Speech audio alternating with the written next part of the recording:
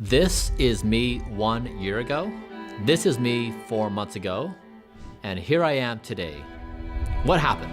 His name is Brian Johnson. He's trying to change his body from 46 years old to 18 years old. I'm a real plastic surgeon. Let's react to what he's doing to make his face look younger.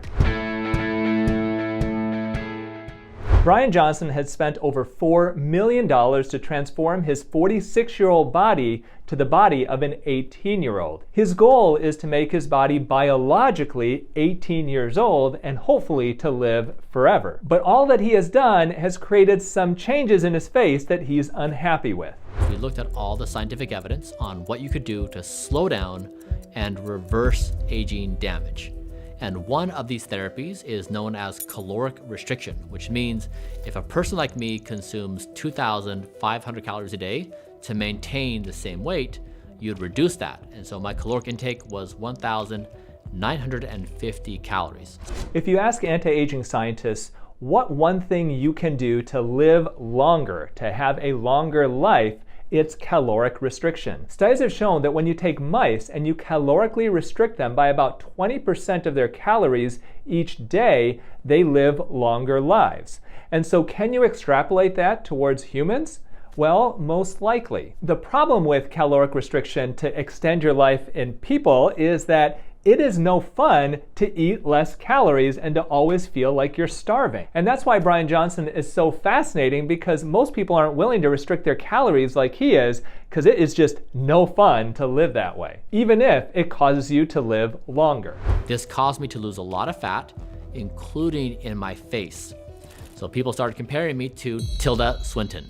Now, Tilda Swinton is a fantastic actress. I love the movies that she's been in, but I can see why that is not necessarily the most flattering comparison. Remember, I was 43 years old when I started. I had led a life like poor health habits as a kid, 20 years of running myself into the ground as an entrepreneur, 10 years of chronic depression.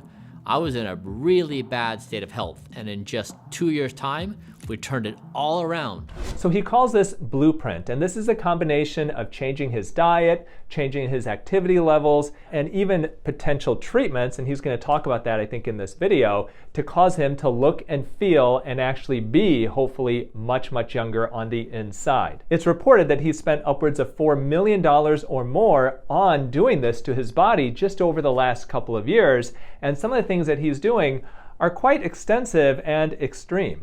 The problem was, no matter how good my biomarkers were, they would look at my face and say, that guy's old. So in response, we said, we're going to do Project Babyface. We know that in our youth, we have a lot of facial fat, that over time, it lessens. So this is true. I actually was a co-author of one of the seminal scientific papers on the three-dimensional causes of aging. It was called the volumetric facelift. And it was one of the first papers in our scientific literature that showed that our face ages in 3 dimensions. It's not just sagging of the skin, but it's a loss of volume. The majority of the volume that is lost, we believe, is due to fat, but you can also lose volume of muscle and even of your facial bony structure. So the obvious treatment for that, as we explained in this paper, is to inject fat back into the cheeks to replump them back up. You probably are aware that people use things like fillers to compensate for the loss of volume. It's why a face can look plump and round, but it's just filler. It's just masking the problem. We wanted to figure out if we could use legitimate rejuvenation technologies to restore volume in my face. So what he is saying is true. Filler is made typically of hyaluronic acid. That's the most common filler being used, and it's a naturally occurring substance in our skin. It's like a moisturizer of our skin. We inject that into areas of the face, sometimes other parts of the body, and that filler can last anywhere from 6 months up to 2 years and sometimes more. Now, Brian is talking about regenerative medicine, and it's this idea that you can use your body's own regenerative abilities to rejuvenate itself. It's kind of like the idea of autojuvenation that I describe in my book, Younger for Life. And in regenerative therapies, typically you're using your body's own natural mechanisms like platelet-rich plasma, platelet-rich fibrin, stem cells, exosomes, and these types of things to help rejuvenate your body. There are 5 things I did to restore volume in my face. The first thing I did is Sculptra, which is a biostimulator. It's injected into certain regions of the face. For example, the temples, right around the mouth, through here. It's designed to allow your body to naturally produce collagen. Sculptra has been around for a very long time. It's composed of poly-L-lactic acid, which is kind of similar to what we make absorbable sutures out of. And the idea behind Sculptra is that it comes as a powder. We mix that powder with sterile water and then inject that mixture under areas of the skin. That creates a biostimulating effect to create collagen in those areas that it's injected. Now, I've been doing Sculptra injections for over 20 years, and it was first FDA approved for people who have HIV lipodystrophy. When people have HIV and they're on HIV medications, oftentimes they would lose fat in the face, and this was a very early treatment to help regain some of that lost volume. Well, it's been used cosmetically, once again, for over 20 years. It is a very gradual biostimulating filler, and in my practice, we use it mainly for the temples and the cheek hollows. Next is I tried Renuva, which is fat transfer. Now, ideally, you want to use your own fat. The problem was I didn't have enough fat on my body to do a transfer.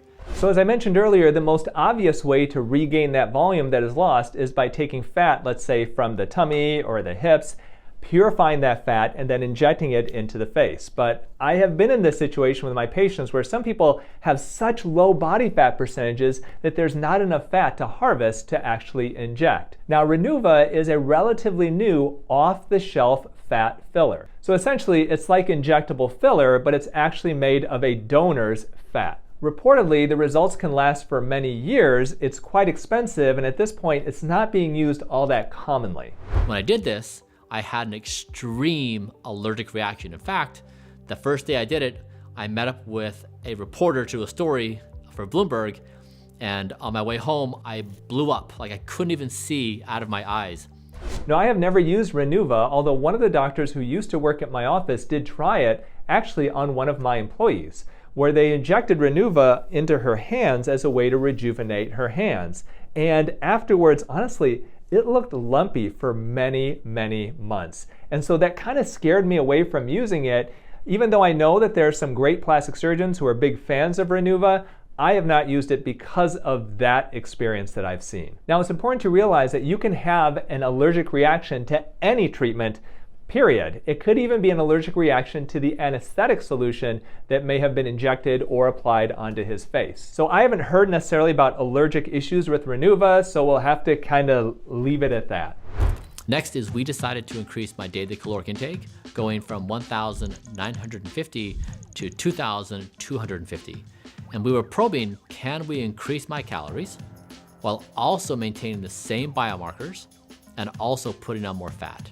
And it worked. I gained 15 pounds, just under 7 kilograms, and that helped revolumize my face. So is there another way that you can naturally get the benefits of your body that caloric restriction gives you?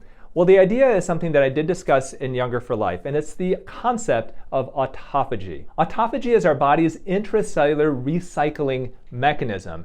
And essentially, when our body runs out of fuel, it uses our intracellular waste products, debris, proteins, discarded mitochondria, for energy. And by doing that, essentially it cleans our cells out and makes them function more efficiently. But in order for autophagy to occur, you have to then stop eating for a while or restrict calories like what he is doing. Well, instead of undergoing painful calorie restriction, another way to do this and to achieve autophagy is to intermittent fast. By taking anywhere from 12 to 16 hours where you don't eat food. Drinking non-caloric drinks like water, coffee, and tea are just fine, but by taking that time where you're not eating for 12 to 16 hours, it gives your body a chance to rest for that autophagy process to occur and for you to get this potential anti-aging benefit like what Brian Johnson is getting from his calorie restriction. This is something that I cover in detail in my book, Younger for Life. You can check it out at the link above right here.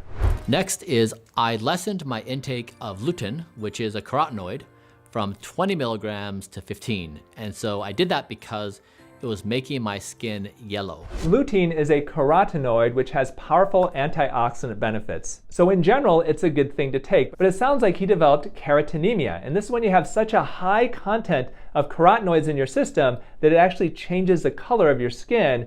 Typically, it's described as more of an orange color, not necessarily a yellow color. The good news is that there's nothing harmful about carotenemia. Even though your skin may look a little bit odd and orangish in color, technically it's not bad for you. It's just kind of an unusual state to be in. And the way to get rid of this is to not ingest as much of these carotenoids. Now, the most common situation with carotenemia is when people are eating a lot of carrots.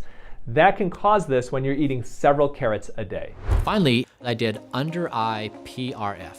And so over time, you lose volume under your eye. And there's only really two ways to revolumize. One is with filler. The other is this under eye PRF. So for those of you who haven't heard of PRF, it's similar to PRP. So PRP is platelet-rich plasma, where you basically draw a person's blood, you spin it down to remove the platelets. The platelets are chock full of growth factors, and then you inject that platelet-rich plasma into areas, let's say, of the face, of the scalp, or even of the private areas. And the belief is that those growth factors will help to rejuvenate the body part that they're injected into. But PRF is a bit different. In PRF, that spinning process is a bit slower, allowing there to be more components left behind, including fibrin. And the idea is that when you inject fibrin, PRF, you still get all of those growth factors, which could stimulate a collagen stimulation type of a response, but it is a longer response over a longer period of time. Now, whether PRF can be truly used as a filler, the jury is still out. PRP is not a filler. Initially, when it was being used, cosmetically, it was touted as a filler, but we realized pretty quickly that PRP does not fill anything. It just more exerts a rejuvenating effect. Now doctors are claiming that PRF can be used as a filler because it biostimulates the creation of collagen. Whether it really does that or not, we'll have to see as time goes on. Under eye PRF is helpful because it helps revolumize the lost volume. Also, it only lasts for like 3 to 6 months. The problem with injections of PRF under the eyes is that most doctors recommend several treatments first to start out with to get any type of a filling effect. Even those doctors who are big fans of it will tell you that you should probably do it on 1-month intervals for several treatments. And this area under the eyes is so thin, it has so many blood vessels there, and even a little bit of bruising can look quite dramatic. It makes you question whether that treatment may be worse than the actual problem. The objective was, can I be biologically similar to my 18-year-old in every way, shape, or form? Now that sounds inconceivable today, but with enough time, is it? That is a question I think worth asking.